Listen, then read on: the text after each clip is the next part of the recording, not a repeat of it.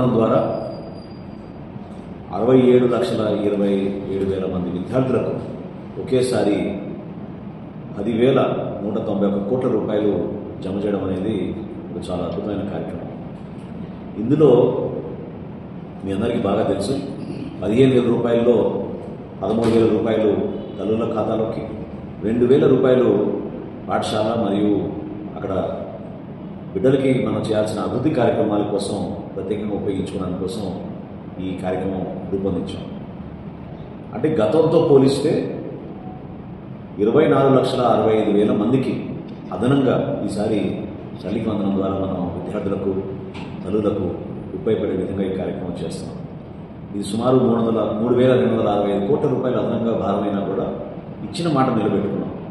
గత ప్రభుత్వం ప్రతి సందర్భంలో కుటుంబానికి ఒక బిడ్డకే ఇచ్చేది, కానీ ఇచ్చిన మాట మేరకు కుటుంబంలో ఎంతమంది బిడ్డలు ఉన్నా కూడా వాళ్ళకి ఈ కార్యక్రమం ద్వారా, ఈ పథకం ద్వారా నిధులు వర్తిస్తాయనేది చాలా స్పష్టంగా అప్పుడు చెప్పాం. అంటే దీని వెనక ఏంటంటే బిడ్డలు ఆర్థికంగా ఇబ్బంది పడి స్కూల్ డ్రాప్అవుట్లు కాకూడదు మొట్టమొదటి. ఎందుకంటే మన భారతదేశంలో మనం పోలిస్తే ఈ రోజుకి ఆంధ్రప్రదేశ్లో అక్షరాస్యత పోల్చుకుంటే మనం కేవలం 72% ఉన్నాం. ఇది మరింత మెరుగుపరిచే విధంగా మనం ప్రయత్నం చేయాలి. ఎందుకంటే రేపటి రోజున అద్భుతంగా వీళ్ళు పనిచేసుకునే పరిస్థితి తీసుకురావాలంటే వీళ్ళకి చక్కటి విద్య అవసరం.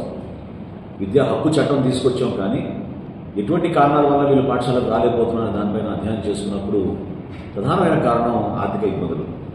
సో ఆర్థిక ఇబ్బందులు ఉండకూడదు, బిడ్డలకి మంచి భవిష్యత్తు ఉండాలి, తల్లులు కూడా ప్రోత్సహించే విధంగా వాళ్ళ పిల్లల్ని చదివించాలి, పాఠశాలకు పంపించాలి, డ్రాప్అవుట్స్ ఉండకూడదు, అటెండెన్స్ చాలా పర్ఫెక్ట్గా ఉండాలనే ఆలోచనతో ఈ ఖాతా, ఈ డబ్బంతా కూడా ఈ నగదు తల్లుల ఖాతాలోకే జమ చేయడం జరిగింది.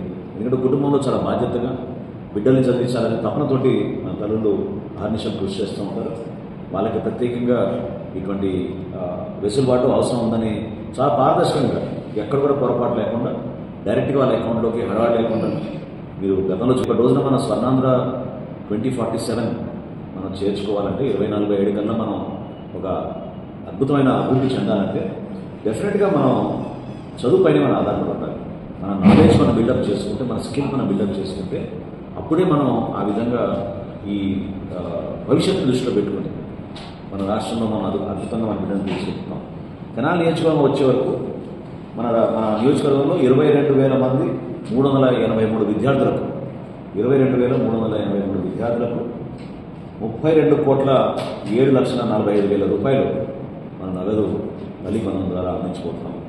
తెనాలి మున్సిపాలిటీలో 12,157, తెనాలి రూరల్ మండలంలో 6,748, కొలిపర మండలంలో 4,409 విద్యార్థులకు సగటున 22,383 విద్యార్థులకు మనం 32 కోట్ల రూపాయలు 7,40,000 రూపాయలు